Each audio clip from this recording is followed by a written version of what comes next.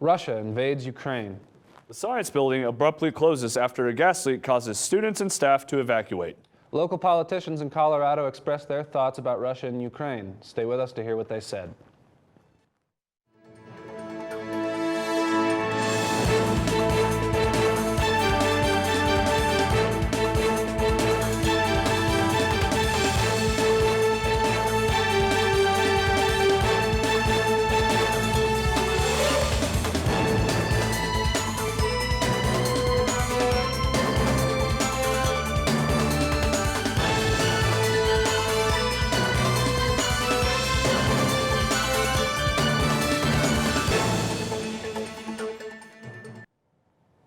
Good morning and welcome back to the first episode of the Met Report. I'm Alex Petrich. And I'm Will Martin. We have a lot of news to get to today, so let's get started. Tensions between Russia and Ukraine finally boiled over this week as the first explosions were heard across the border less than 2 days ago. The reasons behind the conflict are complex and involve many countries and organizations. Our reporter Noah Block investigates.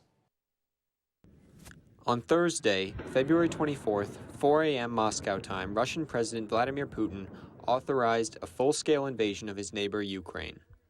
In the wake of a series of land attacks across the Eastern European country, many have questioned Putin's motives as well as the reliability of reporting on the situation. Things are bad. Things are bad, and I think my guess is that things are going to get worse. It goes back to the dissolution of the Soviet Union back in 1992. Ukraine broke off as an independent republic. So it goes all the way back to sort of Russian desires to reestablish the old Soviet empire. While tensions have existed in the region since the early 1990s, the most intense period has been over the last few years. Russia annexed the Crimean Peninsula in 2014, and that same year, two breakaway states formed in eastern Ukraine. The self-proclaimed nations, the DPR and LPR, had not received major recognition until February 21st, when Putin acknowledged them as legitimate. So ethnic Russians who speak Russian dominate the sort of far eastern provinces of what is now Ukraine. But NATO's there, right? And the United States is a dominant actor in NATO. The United States has been on the periphery of the conflict throughout the majority of its course, mostly through the international organization NATO. On the 22nd, President Biden announced new sanctions against Russia. We'll have more information on U.S. President Biden's efforts to sanction Russia. For now, we have exclusive footage of a Ukraine protest organized right here in Denver. That's right. Thursday afternoon, we headed to the Capitol building in downtown Denver to speak with pro-Ukrainian demonstrators. Let's take a look. Demonstrators at the Capitol building in Denver are no stranger to Russian hostility. It continued in 2014. Putin invaded Crimea and took Donbas region. So the war never stopped. The local Ukrainians in the Denver area are convinced that this is only the beginning of Putin's conquest. He's sick. He don't care about anything and people. He just want to get what he wants. And then I think Ukraine is just the start. He will go to the Europe. So I don't know what Europe waiting for. And it's like playing a chicken with a person who does not have sanity. Although they remain in Colorado, the hearts of the Ukrainians remain with their family and friends that are still back home. I'm from east, so everyone was expecting Russia hit only east and not go like forward to Kyiv or even west side of Ukraine. So my city is fire now because we have like... A big part of this demonstration is to show and educate the people of Colorado just how important this is not only to the people of Ukraine, but to the people of the world as well. And it's really hard to say it in the economic and just geographical terms because it's really cold sounding, but Ukraine is very important for Europe. Although it is still only day one, the demonstrators for Ukraine are resilient in their home country and the belief that they will prevail. Well, I believe in Ukraine still. No matter what's going on, I believe in Ukraine. This is Will Martin with Met Media. Governor Jared Polis gave his input on the crucial situation in a press release. He stated, "Ruthless dictator Vladimir Putin's Russian military aggression in Ukraine violates the freedoms we uphold in our nation and support around the globe. Colorado stands on the side of freedom. War, violence, and chaos threaten the very foundations of the global economy and our national security. I assure Ukrainians that they have the support and prayers of our state." Besides Governor Polis giving his input on the situation in Ukraine, Colorado Senators John Hickenlooper and Michael Bennet expressed their thoughts. Hickenlooper said, "Ukraine is under attack. This is the largest invasion of Europe since World War II. We stand ready to support the people of Ukraine. You're not alone. Working with our allies, we must enact crippling sanctions and show Putin the consequences of his tyranny will be devastating for Russia." Additionally, Senator Bennett tweeted, "Putin's corrupt and self-serving distortion of history and disregard for international law has upended the post-World War II order. His violent path will result in grave consequences not only for the Ukrainian people, but for the Russian people as well." Classes in the science building this week were disrupted when a gas leak shut down the entire building on Tuesday and Wednesday.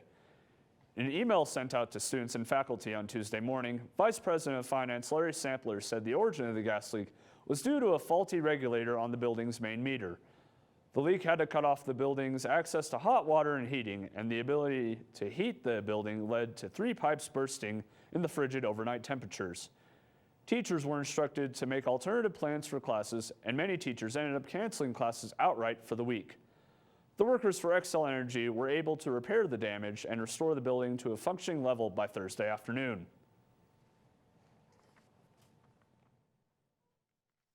It's time to make an informed decision about COVID-19 vaccines. The dangerous new Delta variant is more than twice as contagious as the original virus and can affect anyone. Right now, 9 out of 10 hospitalizations and deaths from COVID are among unvaccinated people. Getting vaccinated might save your life, and there's now an option that's fully approved by the FDA. Learn more at getvaccineanswers.org.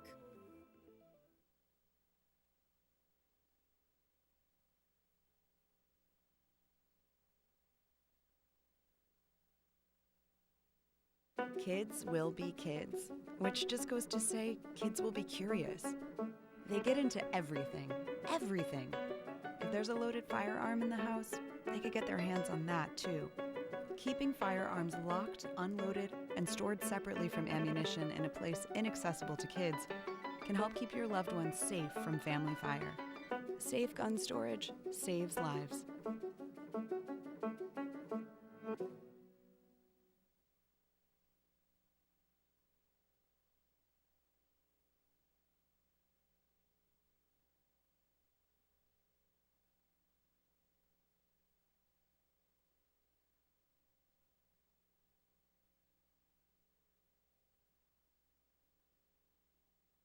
Come on.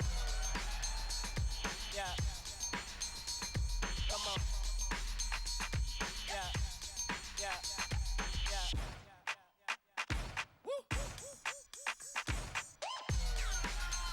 No todo te va a salir bien, así que asegúrate de que lo importante lo aciertas, como asegurarte de que tus niños están en el car seat correcto para su edad y tamaño. Hazlo bien en nhtsa.gov/protegidos. Tragedy struck in Commerce City last Sunday when the police found 5 people dead inside an apartment. Officers found 5 people dead inside the North Range apartment complex by 104th Avenue on Sunday, February 20th. The authorities said that the victims died of overdose, with investigators claiming the victims were using cocaine laced with fentanyl. A baby and a 29-year-old woman survived the incident. However, the parents are among the victims. The survivors were checked into the hospital right away and are expected to make a full recovery. Currently, Colorado is seeing a rise in fentanyl deaths at a rate faster than most of the country, having recorded over 1,500 fentanyl-related deaths since 2015. Scam calls have been heard for years. As they're becoming more frequent, it's important to ignore them given the fact that a single call could cost you thousands of dollars. The recorded number of scam calls this year has been rising rapidly. One example, an energy company is responding to multiple reports of scam calls impersonating the people calling. The company says that the people doing the scam calls are threatening that the power will be disconnected unless a mandatory fee is paid. However, Centerpoint Energy says they do not demand payments over the phone. Calls like these, including threatening calls from the IRS and lottery scams, seem to be top 3 on the list. Experts reported that in the year 2021, Americans lost $29.8 billion to scam calls. I would say on average I get roughly 4 to 5 different spam calls, always saying the same theme, that they're trying to reach you about insurance or something pertaining to a car or a house. I typically just hang up or, just go with the flow on it. To avoid being a victim of phone fraud, do not give out personal or financial information. If you do not know who the caller is or can't verify the legitimacy of their request, hang up the call and personally call the source of what you're being asked for. For more tips, you can visit the Federal Trade Commission page. Denver police officers arrested 42 people at Union Station this Wednesday, February 23rd, an ongoing effort to prevent and reduce crime downtown. The department says they focused on arresting individuals with outstanding warrants and those observed engaging in illegal activity. Of the 42 arrests made, 10 were for felony offenses such as distribution of a controlled substance. The remainder were under misdemeanor warrants and drug possession offenses. The department says it's their largest operation to date. Denver Chief of Police Paul M. Pazin said our ongoing efforts will continue to focus on violent, property, and narcotic-related crimes in the area, with an emphasis on holding accountable individuals who prey upon those suffering from addiction. There have been more than 500 arrests made this year at Union Station. The Denver Metro Association of Realtors recently joined forces with Habitat for Humanity of Metro Denver to work towards making home ownership in the Denver metro area a reality. The DMAR understands that Denver's housing costs have risen to a record high in recent years. This has made it increasingly difficult to become a first-time homeowner in the city of Denver. The DMAR plans to support its mission by encouraging members to utilize Habitat's home ownership program. They aim to develop solutions to break down the barriers that stand in the way of home ownership. The homes provided by Habitat for Humanity are not given away for free. They must demonstrate their housing challenges, have the ability to pay a 30-year fixed mortgage, and must spend at least 30 hours working on site. For more information, go to www.habitatmetrodenver.org. On February 17th, Mayor Hancock announced his appointing of Jen Morris as the first female executive director of Development and Opportunity. Morris has led the position of interim executive director since November of 2021. As formal executive director, Morris will oversee work towards an inclusive and innovative economy for Denver residents, support of local and global business, as well as enacting stabilization efforts in diverse neighborhoods. She has been working towards economic recovery since the onset of the pandemic. Morris has led the teams in developing and implementing emergency relief programs to support small businesses. Morris has nearly 25 years of experience with communication and marketing. Her experience includes 13 years recently as the Director of Marketing and Communications for the Contemporary Jewish Museum. Her efforts resulted in over $200,000 in revenue the initial year.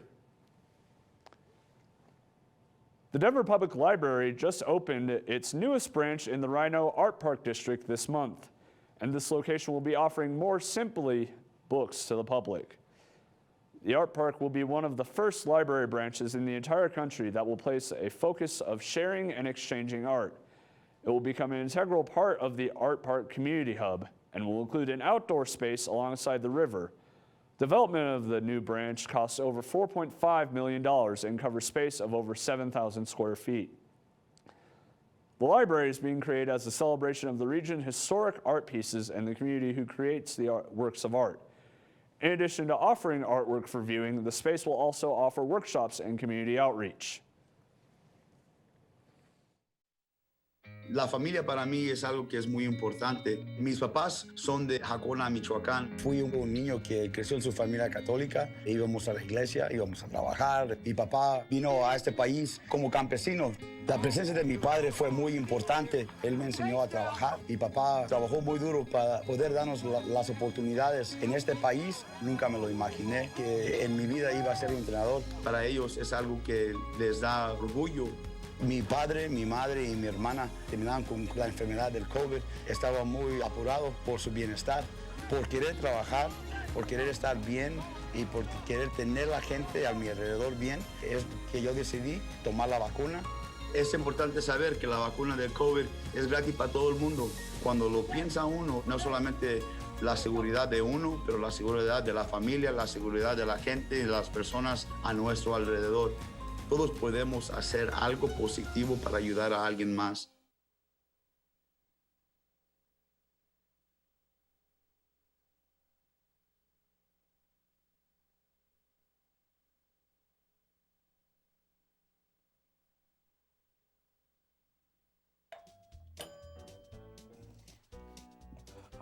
What a disaster.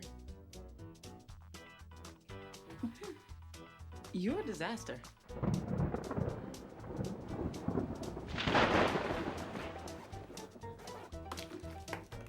This is a disaster. No se puede estar preparado para cada pequeño desastre, pero tú puedes estarlo para uno grande.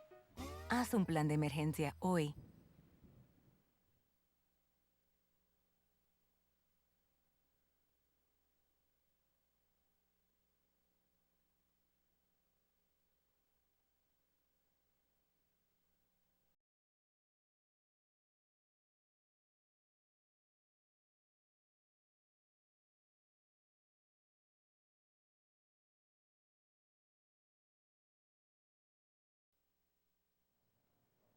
Hello everybody, I'm Noah Block and welcome to Politics.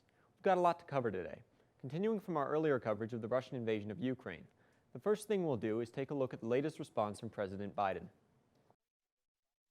Condemned Putin's actions and announced even more sanctions. The Russian military has begun a brutal assault on the people of Ukraine.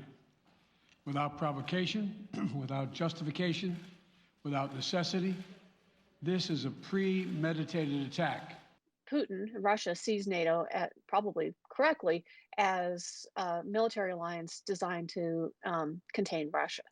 And so the idea that Ukraine, which he thinks really should be part of Russia anyway, would join NATO is deeply problematic. And so that, I think, is you've got the confluence of Western European dependence on Russian energy, and then this desire by Ukraine to join NATO. Ukrainian citizens have been evacuating the area over the last 48 hours, with massive damages occurring to the nation's economy and infrastructure.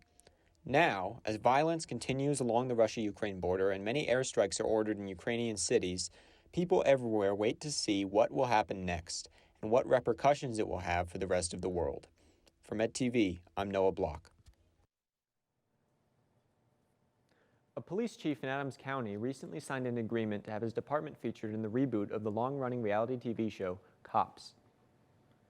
Adams County Sheriff Rick Regenborn had previously attracted some negative attention in January by live streaming his police work. These videos showed a breach in some law enforcement protocols. When the show Cops, which has been criticized in the past for glorifying police brutality, was resurrected last year, it came amid controversies about not just excessive force, but the recording of such activities by local police departments.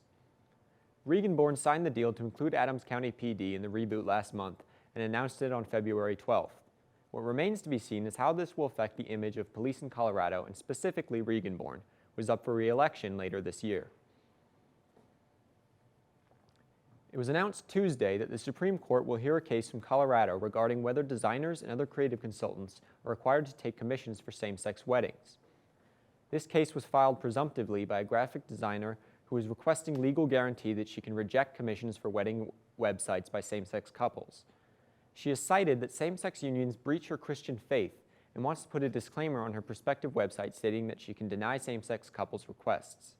The Supreme Court granted certiorari for the case, which is an order for a higher court to review a decision from a lower one, and will examine the free speech issue of the case, not the religious freedom aspect. The Supreme Court has a consistent history of holding all businesses to state-level anti-discrimination laws, which Colorado has in place. A Colorado bill that could raise the minimum age for prosecution in the juvenile court is being considered at the state capitol. The proposal, created by Representative Serena Gonzalez Gutierrez, wants Colorado lawmakers to raise the current prosecution age from 10 years old to 13, except in the case of homicide. The bill would remove children under the age of 13 from the juvenile court's jurisdiction in Colorado. It would also increase the age to be prosecuted in adult court to 14 years old. The first hearing took place last week on February 16th. A vote was postponed. And that concludes politics for this week. Kyran Nigro will be up with sports after this short break. Stay tuned. This is the story of a boy who didn't talk for a long time. The boy liked things to always be the same. Any changes would scare and upset him. The unknown was an unfriendly place. The boy was very sensitive to lights and sounds. So he built secret hiding places where they couldn't get in. The boy didn't like looking people in the eye. He wasn't trying to be mean, it just made him feel uncomfortable. Sometimes he would flap his arms again and again. One day, I found out I had something called autism. My family got me help. Slowly, I found my voice and learned all the ways I could live with it better. Early intervention can make a lifetime of difference.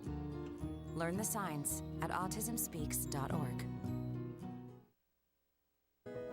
So unexpected changes often bother children with autism, and that story from Jacob inspired us to do the river scene, where the wave caused by a creature that was swimming pushed his boat to another direction, and that made him very upset.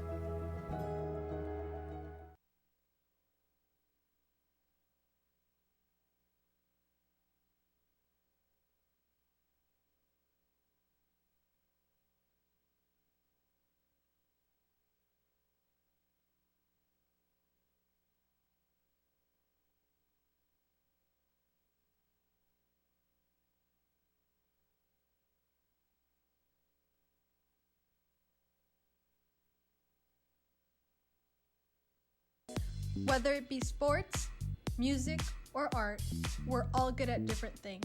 But when it comes to texting and driving, no one's good at that.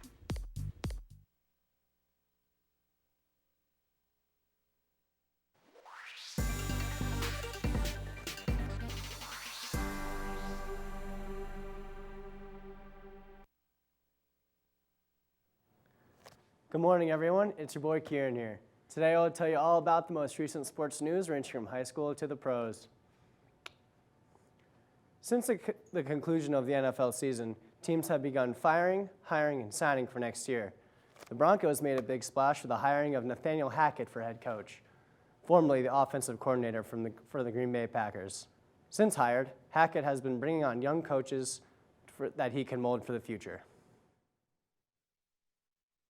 The Denver Broncos have been struggling in recent years, but with the hiring of Nathaniel Hackett, things are looking up. Hackett was formerly the offensive coordinator for the Packers under Matt LaFleur the last 3 seasons. Now, he is ready to come to Denver with a mindset and philosophy of his own. Since hired, Hackett has put together a team of young coaches to ensure he can mold them for a system he wants to implement. Among those hirees have been Justin Otten, Clint Kubiak, and Ejiro Avero. Otten will work as the Broncos' offensive coordinator. He has not had a position like this before, but most recently, Otten was the tight ends coach for the Green Bay Packers under Hackett. And before that, he spent 3 years in Atlanta working with the Falcons, where they were a top 5 offense in the league. As for Kubiak, son of former NFL head coach Gary Kubiak, will be working as the quarterback coach, passing game coordinator, and play caller.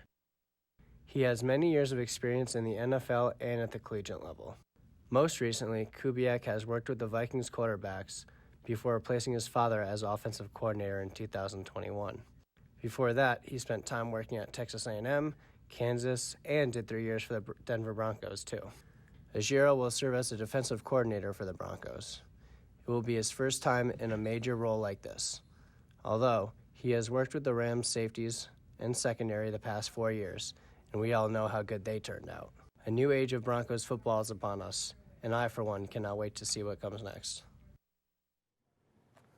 Colorado Soccer Association head of referees and FIFA 1998 World Cup referee S.A. Baharmist elected to the National Soccer Hall of Fame. S.A. Baharmist, former FIFA referee instructor and head of U.S. Soccer Referee Department, now the head of referees in Colorado, elected to the U.S. National Soccer Hall of Fame.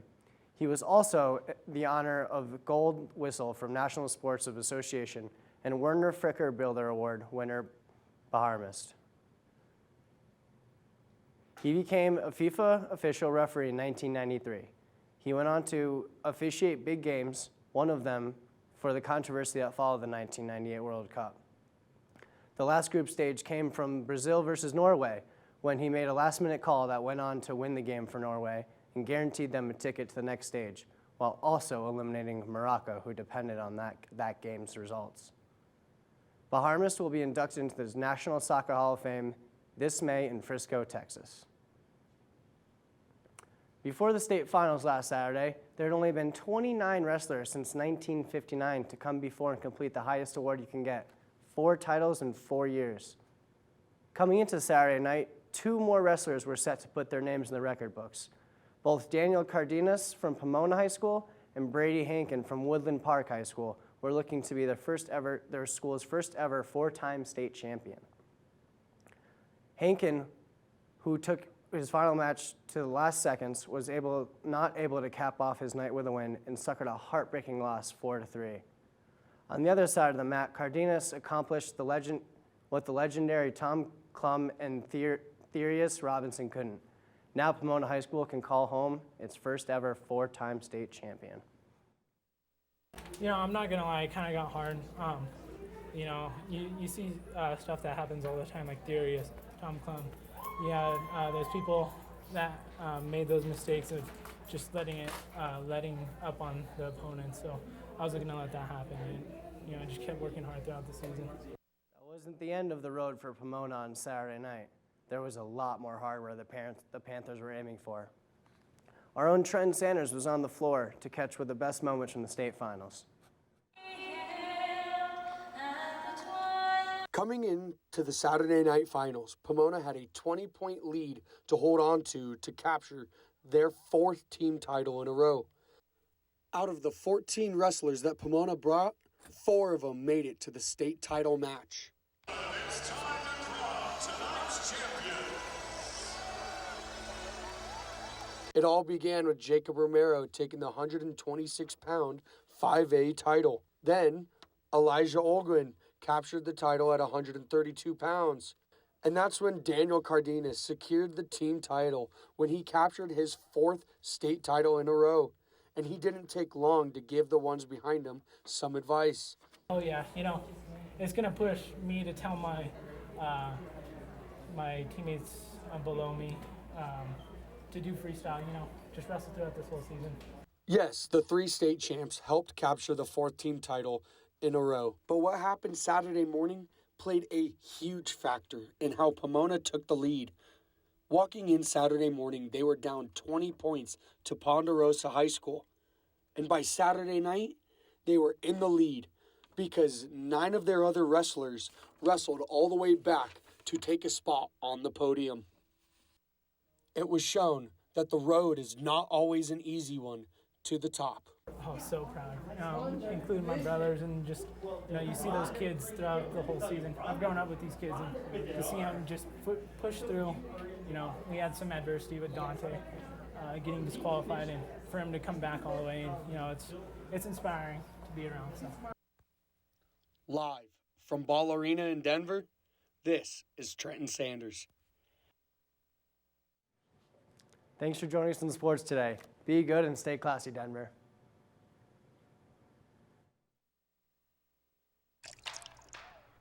You're not going to get it all right. Just make sure you nail the big stuff. Mama! Like making sure your kids are in the right seat for their age and size.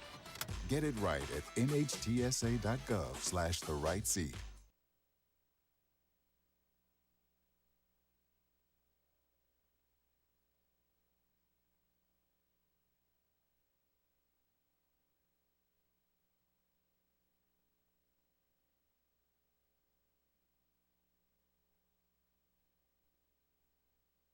Kids will be kids, which just goes to say kids will be curious. They get into everything, everything. If there's a loaded firearm in the house, they could get their hands on that too.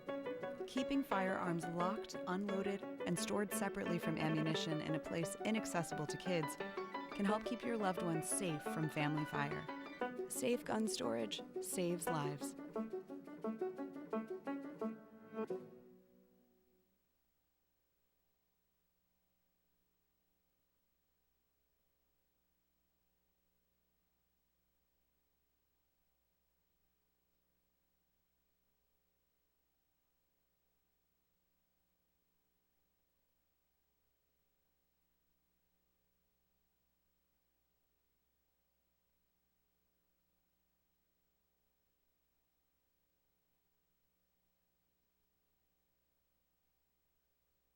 En este momento, 9 de cada 10 hospitalizaciones y muertes por COVID ocurren entre personas no vacunadas. Las vacunas contra el COVID son gratis y ahora hay una opción totalmente aprobada por la FDA.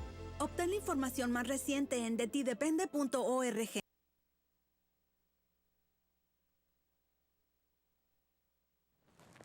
That's all we have for the Met Report today. Thank you so much for tuning in. And be sure to catch us on Facebook, TikTok, Instagram, and at mymetmedia.com. Have a great day.